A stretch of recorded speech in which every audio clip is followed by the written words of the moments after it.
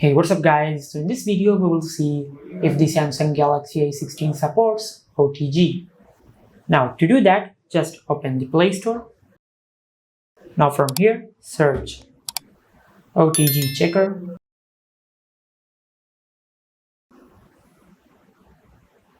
Now from here, just download USB OTG checker.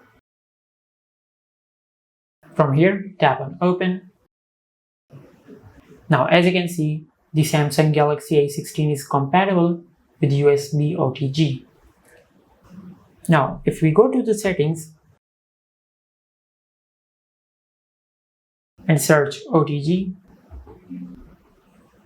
we will not get a result, which means the Samsung Galaxy A16 supports USB OTG and it is enabled by default. And this is how you can check if the Samsung Galaxy A16 supports USB OTG. If you found this video helpful, please like the video and subscribe to the channel and hit the bell icon to get notified when we upload a new video.